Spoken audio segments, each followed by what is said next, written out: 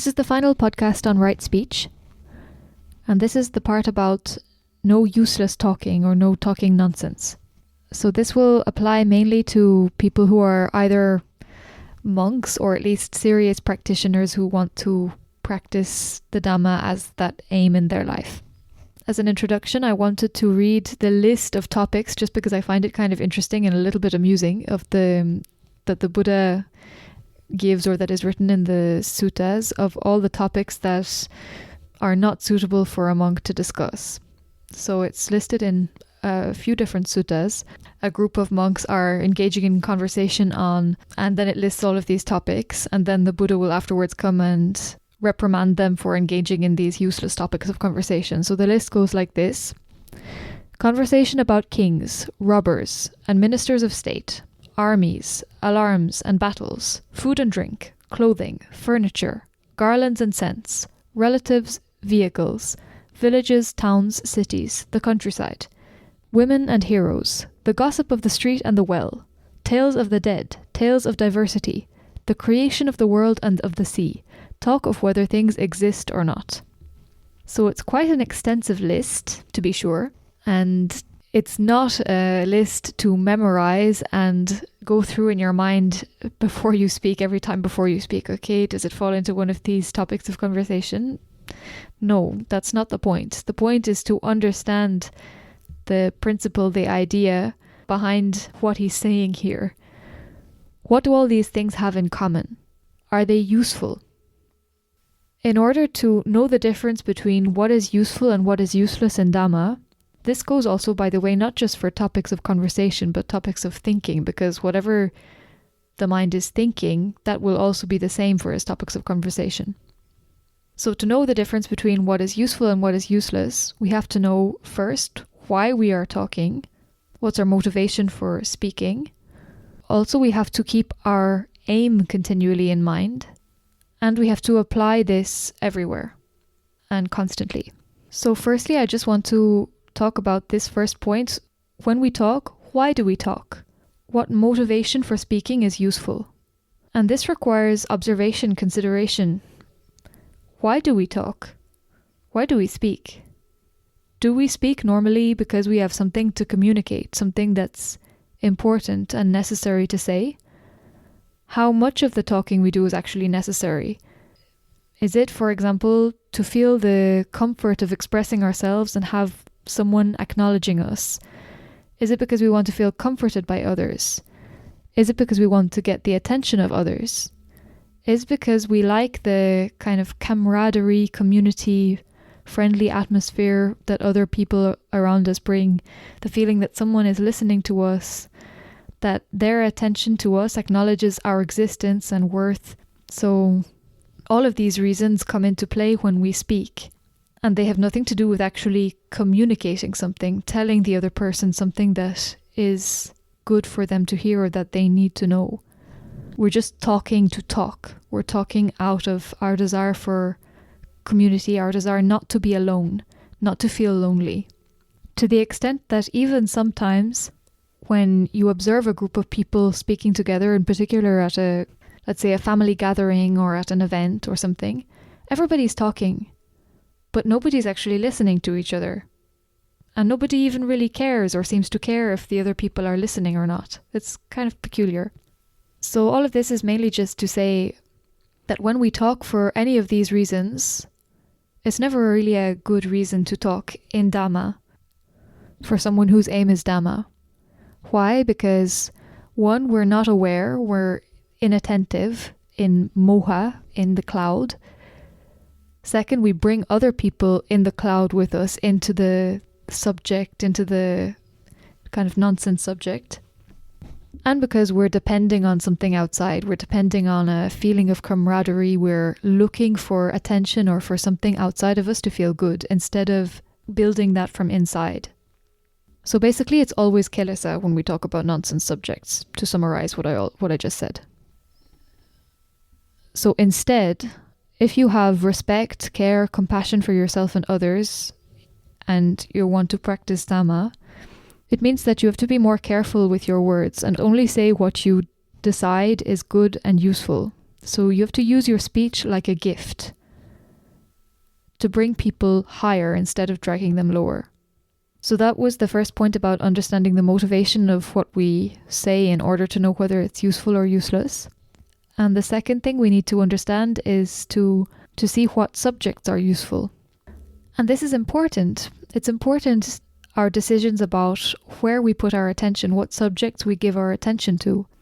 Because whatever the mind takes as its subject, whatever subject the mind is rolling in, whether that's just in thought or whether it's speaking, it's this that becomes its habit. It's this that becomes its tendency.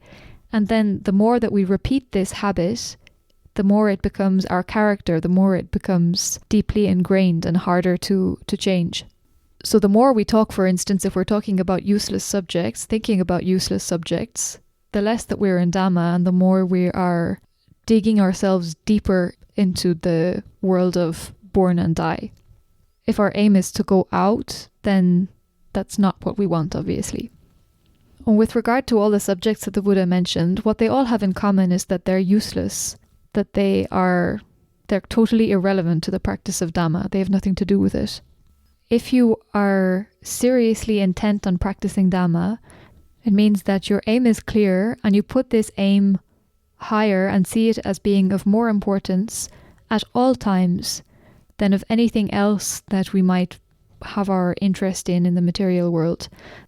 For instance, as one whose aim is to practice Dhamma, and this is our main occupation in the life, this is our job, if you like, then is it our business to engage in political campaigns or political debate, for example? No. It's not our job. It's not our affair. It's not our concern. We don't want to become involved in the politics of the country or to try and start a revolution or something like that. All of these things may have their place and may be good things to do, but they're not our aim. Whatever we can do in the material world, it is of much less benefit than what we can do if we correct ourselves. When you correct yourself, you really do change something. You change the whole world. But whatever you do in terms of changing people's conditions in the material world, finally, it ends up that you don't really fundamentally change anything.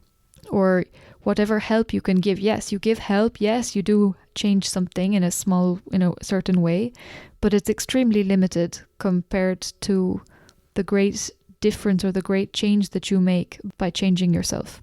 So of course, all of this is harder to apply in some ways as a layman than as a monk in the time of the Buddha, for example, because if you're a monk in the time of the Buddha, then it's extremely clear that your only job all day long is meditation. That's it. You are physically withdrawn from the material world and you have nothing to do with it. So for one thing, you have less contact with the subjects of politics, of food and drink, of kings, ministers, robbers.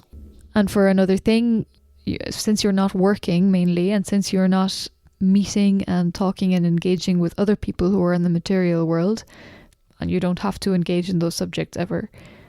So yes, in one way it's much easier as a monk to apply this correctly. But mainly what I want to say is that just being a layman, it absolutely doesn't give you an excuse to engage unnecessarily in these topics of conversation or in these topics as a topic of thought. To think, since I'm a layman and anyway I always have to deal with worldly affairs that are not Dhamma, I'll talk more about worldly things that are not Dhamma even when it's not necessary. Not at all. It's quite the opposite actually. Since you are a layman, since you're not a monk, and since you do have to deal with worldly things and worldly affairs and you have to meet with other people and you come in contact with these things, all it means is that you have to be far more careful than somebody who is a monk. You have to be far more intelligent, far more sharp, far more attentive to the kinds of subjects that you do choose to engage with. And certainly not to embroil yourself even further in worldly, unnecessary, useless thoughts and useless topics of conversation then is absolutely necessary as part of your job, for example, because you have to earn a living. And speaking about these things to others is actually this is why it's known as one of the types of wrong speech. It's not only useless, it is wrong as a practitioner of Dhamma, because you do not only bring yourself out of your path, out of your aim, but you drag others down with you. We have to understand that practicing the Dhamma, it's not easy. It goes against all our habits, all our natural tendencies. The mind has rolled in kilesa and bad habits for not only all of this life, but for millions and billions of lives in the past. And now we are trying to change it. So it's not easy, and it requires a lot of effort, a lot of attention, a lot of dedication, constant dedication. So we have to give ourselves the best chance. We have to put our mind in this as much as possible. Of course, it doesn't work if it's just by force. If it's really your aim, if it's your joy, if it's your love to practice Dhamma, then you're not going to be interested in thinking about kings, ministers, robbers, food and drink. You're going to be interested in, how can I correct myself? Interested in, okay, what's my kilesa? What's my biggest fault? How can I improve? How can I change? How can I put more effort? Or checking yourself constantly, checking your mind. This is interesting. It's not interesting to think or talk about the subjects of the world for somebody who's really in Dhamma. So to summarize, useless speech is one of the types of wrong speech in Dhamma, particularly for somebody whose aim is really in Dhamma. And to know what's useful and useless, first of all, we have to understand what is our motivation for speaking and to know whether it's useful or useless before we speak. And secondly, we have to know what subjects are useful in Dhamma. And those subjects are only subjects that help to bring people up in Dhamma, help people to improve, help people to correct themselves, you and others. So if it's not absolutely necessary and it's not helping somebody to bring themselves up in Dhamma, then it's not useful. So it's better to just stay silent.